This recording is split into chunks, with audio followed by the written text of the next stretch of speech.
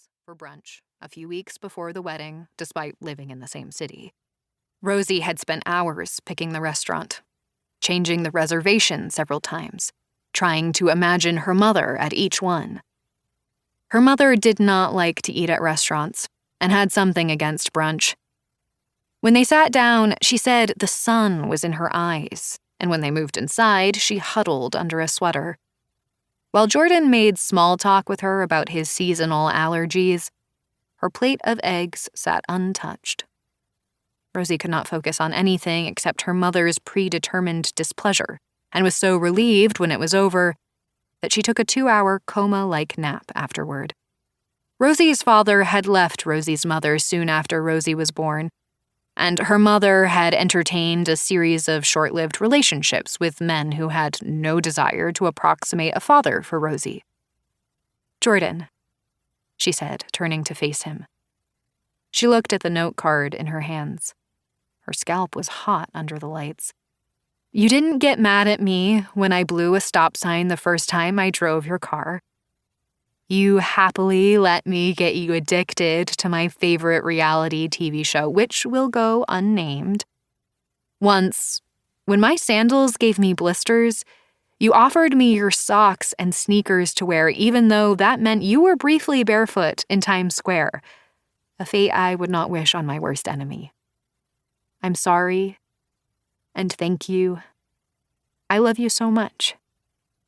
The fish wasn't dry. The endive salad wasn't bitter, and the DJ didn't play any songs that required choreographed group dancing. Along with the cake, there were platters of Oreos, Jordan and Rosie's favorite, which were custom engraved with their names. Rosie found herself gripping her glass tightly as Jordan's mother navigated to the microphone, ushered by enthusiastic applause, a champagne flute in one hand. She wore a tailored lavender pantsuit. Jordan, along with his father, his 2 half-brothers, and his half-brothers' wives, all called Jordan's mother Bridie. Rosie was expected to do the same. According to Jordan, his father had first referred to her as Bridie around the time of their own wedding, and the nickname stuck. Rosie doubted it would ever feel normal to call Jordan's mother Bridie, but she would continue to try. Every family had weird habits. Jordan probably thought it was weird that Rosie hardly ever spoke to her own mother. His mother paused at the microphone and gazed at the audience.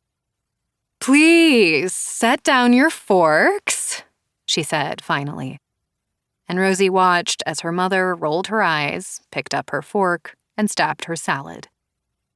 "My baby," Jordan's mother said. She looked at Jordan and smiled. She began clapping lightly near her own ear, indicating that everyone should join in. Rosie clapped uncertainly. Jordan's cheeks reddened. The applause settled. "For those of you who don't know me, I can't imagine there are many of you, I'm Bridie Prawn." Her voice had the beginnings of an accent that suggested she was English, even though she was not. 34 years ago, my husband, Cliff, and I welcomed our son, Jordan Carlisle Prawn, into our family. Rosie glanced at her mother, who looked like she was watching salt get poured on a slug. Across the room, Jordan's father wore a double-breasted suit. This was the first time she had seen him in anything besides expensive outerwear.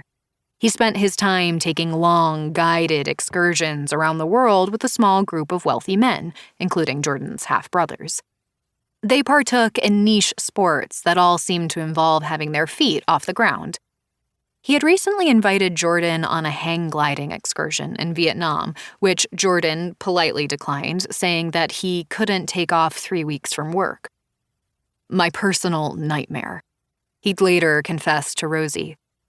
Unlike his father and half-brothers, Jordan enjoyed indoor exercise. His office in their shared apartment housed his dumbbells, weight bench, and rowing machine. "Now," Bridie continued, "this year, Forbes named..."